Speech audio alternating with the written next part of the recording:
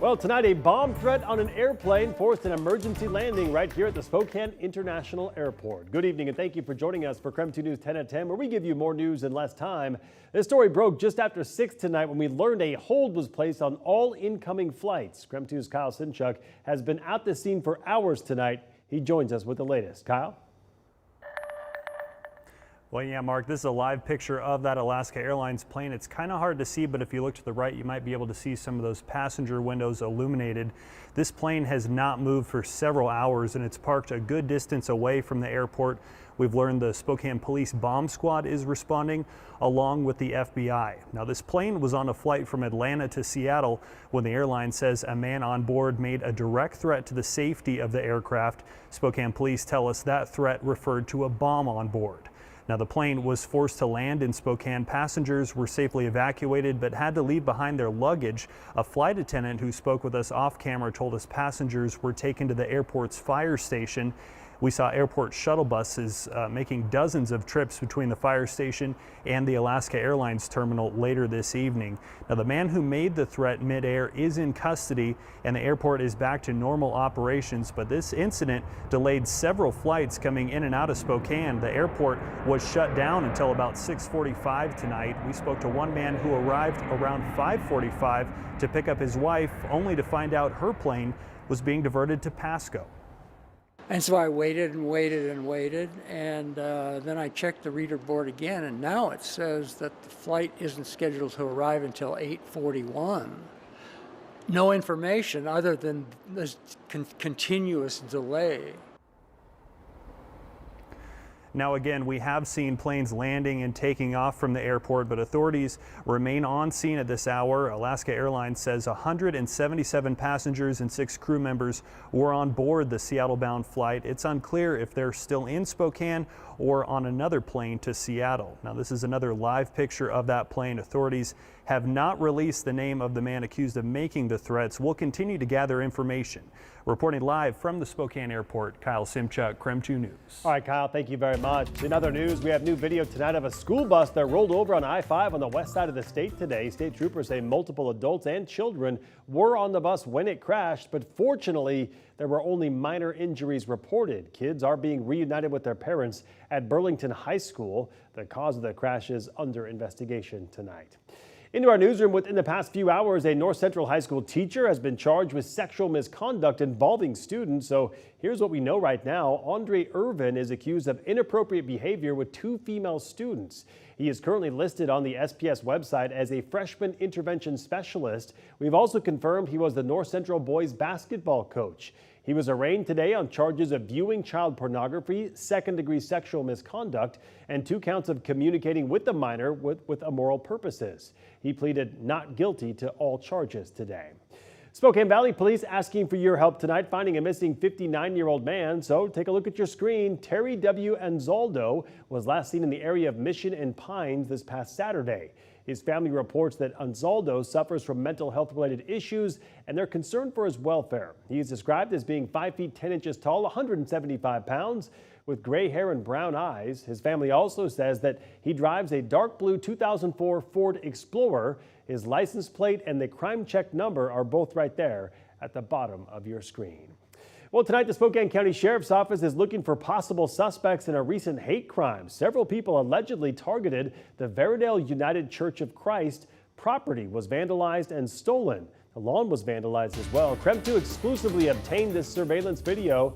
It shows 3 suspects running toward the church and then running back to their cars with more than 24 Pride and Black Lives Matter flags. They also wrote LEV 2013 on the lawn in diesel fuel. Now, officials believe that's a reference to a Bible verse that talks about gay men.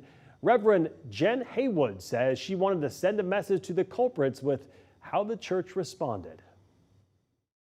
I had a person ask me, what do you want to do next? And I thought for a moment and said, I want a party. Let's have a party.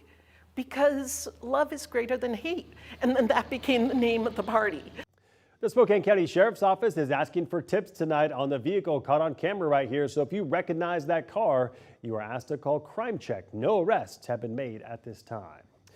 Well, a night of celebrating led to some pretty unhealthy air quality last night, and some of it still lingering tonight. Let's check in with Chief Meteorologist Jeremy Lagu to talk more about that and the incoming warmer weather. Jeremy? Well, Mark, when it comes to the air quality, got good news. We'll get to that in just a second. 77 degrees, 77. It's still rather warm this evening.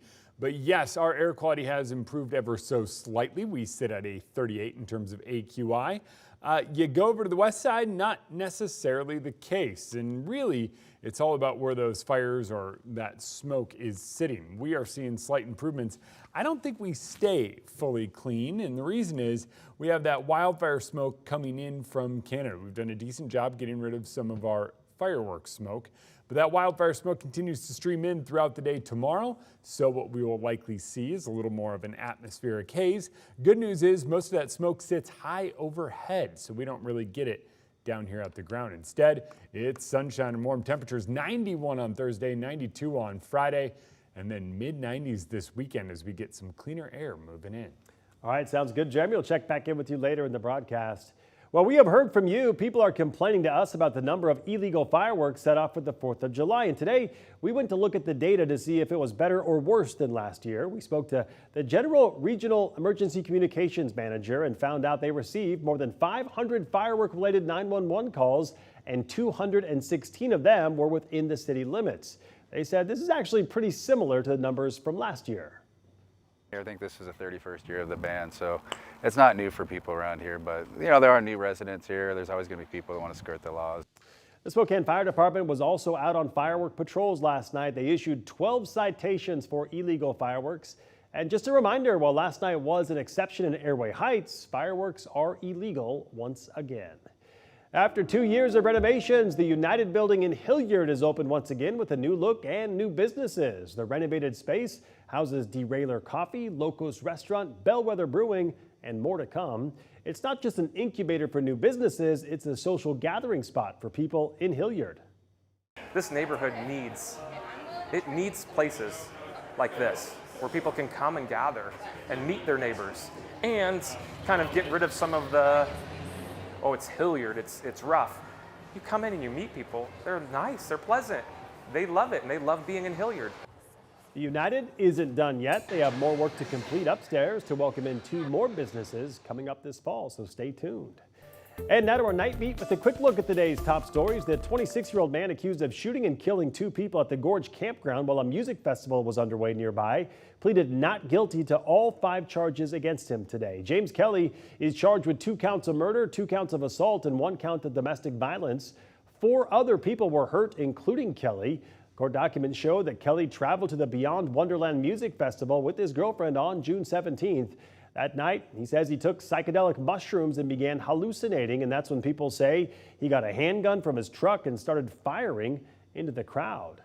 Well, tonight, as the Coeur d'Alene community waits to find out if North Idaho College will keep its accreditation, the city of Coeur d'Alene expressed support for the college and urged trustees to protect it. They said in a letter to the Board of Trustees that the loss of accreditation would be, quote, a devastating impact on the college, the local community, and the state. The letter was signed by all 5 Coeur d'Alene City Council members as well as Mayor Jim Hammond. And the Shoshone County Ambulance Service District has received a pre-hospital paramedic license from the state of Idaho. This is the first time Shoshone County has operated with paramedics in the pre-hospital setting. It basically means those paramedics can now provide medical care to people while en route to the hospital. The county currently has 4 working paramedics, but plans to send 2 more providers to paramedic schooling every year, they say. And that was your Night Beat. To learn more about any of these stories, just text us the word night to 509-448-2000 and we'll send them right to your phone. In national news tonight, a 4-year-old child is dead after the child's sibling shot and killed them. That sibling, just 5 years old. You wouldn't think something like that would happen to a 4-year-old child, especially a child that you see playing outside every day. The children were at a home with their great-great-grandmother playing upstairs. It's unknown how the children got a hold of a gun in the first place. The child's mother and grandmother both say they don't know. Okay, come on. Open that door up. Open that door, Mama.